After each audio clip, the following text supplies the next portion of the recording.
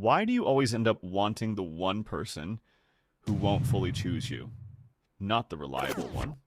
Not the one who texts back on time, who shows up when they say they will, who makes things easy. Something in you finds that person a little boring. And the one who runs hot and cold, who keeps you guessing, that's the one your whole body leans toward. You've probably called it chemistry, bad luck, a type. It's actually none of those things. And by the end of this, you're going to recognize exactly where this pattern in you was built. And it happened long before you ever met any of them. Picture this. It's 1 a.m. A woman is standing in her kitchen, staring at her phone. He's not going to text back. She knew that 3 hours ago. She's staring at it anyway. She's smart. Good job, good friends, people who genuinely love her. She has every tool she needs to spot a bad match a mile away. And yet, every time, without fail, she's drawn to the same type of person. Distant, inconsistent, just out of reach enough to keep her guessing. And every time she tells herself, this one is different. Here's the question that actually matters. Why would someone this smart, this self-aware, keep choosing the exact same ending? The answer starts with a psychiatrist named John Bowlby, and a discovery that quietly reframes almost every relationship you've ever had. Bowlby spent decades studying something called attachment theory, the idea that how you were loved as a small child writes the blueprint for who you're drawn to as an adult. Not who's good for you, who feels familiar to you, and those two lists are almost never the same. Here's where it gets uncomfortable. Your brain isn't actually looking for a good relationship. It's looking for a familiar one. If love, as a kid, came with conditions, if you had to earn attention, chase approval, wait for affection that showed up on someone else's schedule, your nervous system didn't file that under painful. It filed it under normal, under home. So when someone stable finally shows up, it doesn't feel like relief. It feels like nothing, a little flat. But when someone runs hot and cold, generous one week, distant the next, something in you lights up. Butterflies. Urgency. The feeling you've been calling chemistry. It isn't chemistry, it's recognition.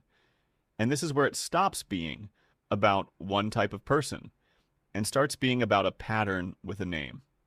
Researchers studying attachment have found something almost too specific to be coincidence. People with an anxious attachment style are disproportionately drawn to partners with an avoidant style. The single most heartbreak-prone combination psychologists study. Anxious partners crave closeness. Avoidant partners retreat the moment things get close. Together, they run on a loop. Chase, pull back, chase harder, pull back further. It's not random who ends up in that loop. Their nervous systems are speaking the exact same old language, just from opposite ends of it, which brings us back to that kitchen. Because somewhere in her childhood, love wasn't guaranteed. Maybe a parent was there, but not really there. Maybe affection came only after good behavior, only on good days. Nobody sat her down and taught her that inconsistency equals love. Nobody ever gets taught that directly. It gets written in before you're old enough to argue with it. And it stays completely silent until you're 30, standing in a kitchen, asking why this keeps happening to you.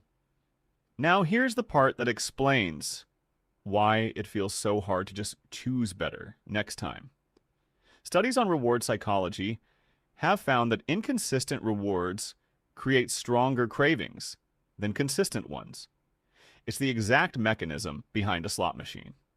If someone texted back every single time, there'd be no tension, no rush, nothing to chase.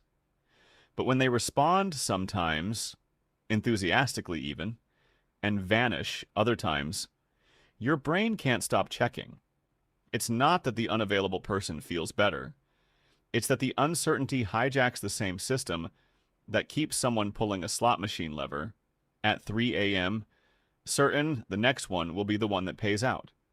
You were never chasing love. You were chasing a machine that pays out just often enough to keep you playing. And here's the twist nobody tells you when you're in it. The exact sensitivity that makes you vulnerable to this. The way you pick up on someone's mood shift before they've said a word. The way you notice the smallest change in tone. That same wiring is what makes you extraordinary for someone who's actually capable of receiving it. Nothing about you is broken. It's just been aimed over and over at people who are never going to use it right. So is this permanent? Is this just who you are now? Attachment researchers actually found something quietly hopeful buried in all of this, something called earned secure attachment. It means the pattern written in childhood isn't a life sentence. With enough awareness, sometimes just from understanding it, sometimes with the right relationship or the right support, people can rewire what their nervous system recognizes as safe. What you learned at 7 isn't a life sentence. It was just a first draft.